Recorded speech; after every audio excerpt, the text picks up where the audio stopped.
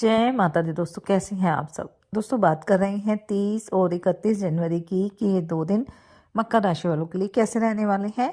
इन 2 दिनों में मकर राशि वालों को क्या खुशखबरी सुनने को मिल सकती है, किन बातों में इन्हें सावधानी रखनी चाहिए। तो इन 2 दिनों का राशिफल जानने से पहले हम इन 2 दिनों का पंचांग जान लेते हैं। 30 जनवरी 2025 दिन गुरुवार रहेगा। माघ माह शुक्ल पक्ष की प्रतिपदा तिथि जो शाम 4:13 तक रहेगी। उसके बाद द्वितीय तिथि प्रारंभ हो जाएगी। व्यतिपात योग रहेगा जो 6:33 तक रहेगा। उसके बाद वरियान योग प्रारंभ हो जाएगा। श्रवण नक्षत्र रहेगा जो सुबह 7:16 तक रहेगा। उसके बाद घनिष्ठा नक्षत्र प्रारंभ हो जाएगा। चंद्रमा शाम 6:35 तक मकर राशि में, फिर कुंभ राशि में आ जाएंगे। अभिजीत मुहूर्त का समय रहेगा 12:12 से 12:56 तक। राहु काल का समय रहेगा दोपहर 1:55 से 3:16 तक।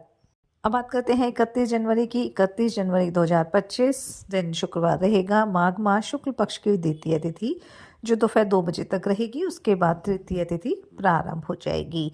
वरियान योग रहेगा जो 3:32 तक रहेगा। उसके बाद परिध योग प्रारंभ हो जाएगा। शतभिषा नक्षत्र रहेगा। चंद्रमा कुंभ राशि में। अभिजीत मुहूर्त का समय रहेगा 12:13 से 12:56 तक। राहु काल का समय रहेगा सुबह 10:45 से 12:13 तक।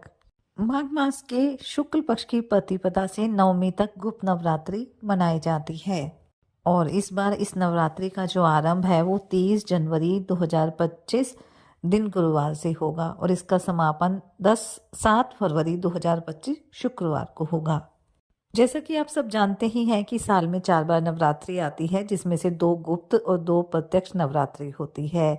प्रत्यक्ष नवरात्रि में जहां माँ दुर्गा के 9 रूपों की आराधना की जाती है, वहीं गुप्त नवरात्रि में 10 महाविद्याओं की पूजा की जाती है। किसी विशेष मनोरथ सिद्धि हेतु ये नवरात्र बहुत खास माने जाते हैं।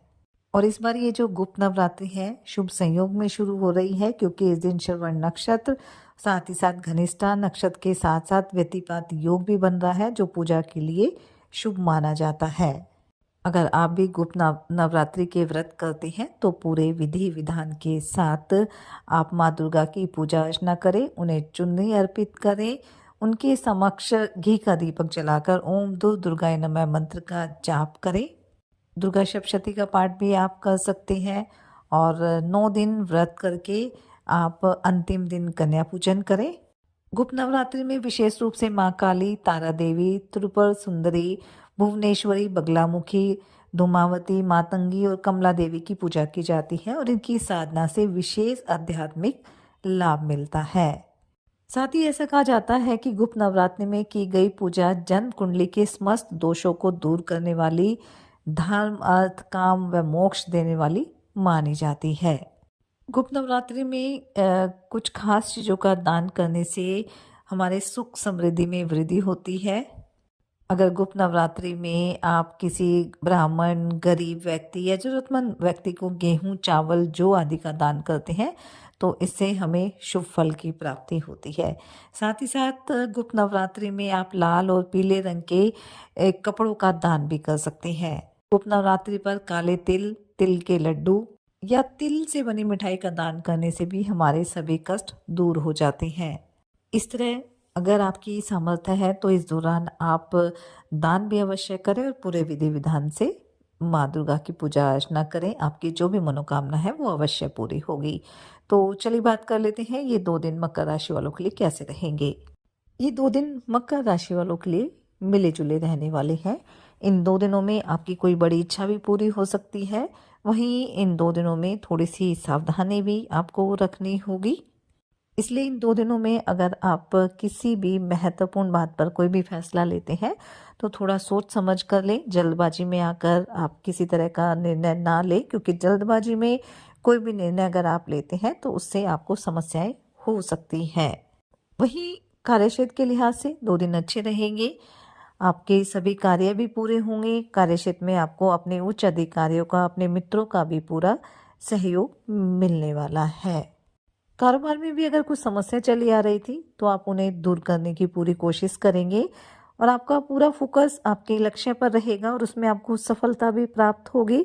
लेकिन साथ ही ये भी ध्यान रखने की आवश्यकता रहेगी कि अगर कोई भी नया कार्य शुरू करना चाहते हैं, कोई भी बड़ा निवेश आप करना चाहते हैं, किसी भी नए प्रोजेक्ट पर साइन करना चाहते हैं, तो उसमें आप जल्दबाजी ना करें, अपने बड़ों की सलाह आप ज़रूर लें। अगर आप रोज़गार को लेकर काफ़ी परेशान चल रहे हैं, इधर-उधर भटक रहे हैं, तो आपको कोई अच्छा ऑफ़र मिल सकता है। पारिवारिक दृष्टिकोण से भी ये 2 दिन आपके लिए अच्छे रहेंगे। बस किसी से भी कोई भी बात अगर आप बोलते हैं तो सोच समझ कर बोलें, अपनी वाणी को थोड़ा मधुर बनाकर चलें। सेहत की अगर बात करें तो कुछ उतार-चढ़ाव रह सकता है, जिससे थोड़ा थकान का अनुभव कर सकते हैं। इसलिए क्योंकि मौसम भी बदल रहा है, इसलिए बेहद ज़रूरी है कि खान-पान का ध्यान रखें, योग ध्यान मेडिटेशन भी करते रहें। अगर आप राजनीति से जुड़े हैं तो आपकी पद प्रतिष्ठा में वृद्धि होगी। कुछ नए संपर्क भी बनेंगे और उनसे अच्छा खासा लाभ भी आपको मिलने वाला है। मार्केटिंग से जुड़े हैं तो अच्छा खासा लाभ आपको मिलेगा। वहीं संतान पक्ष की ओर से भी कोई खुशखबरी सुनने को मिल सकती है। जमीन जायदाद से संबंधित मामलों में आपको थोड़ा ध्यान देने की आवश्यकता रहेगी।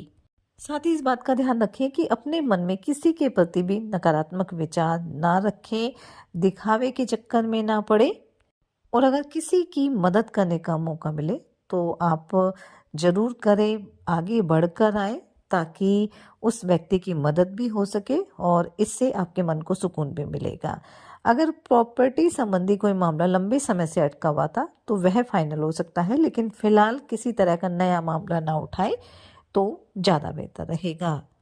विद्यार्थियों के लिए 2 दिन अच्छे रहेंगे, पढ़ाई पर पूरा ध्यान देने वाले हैं। थोड़ा-सा संगति का ध्यान रखिए, बाकी प्रतियोगी परीक्षा में भी सफलता मिलेगी और आप एकाग्र भी रहने वाले हैं।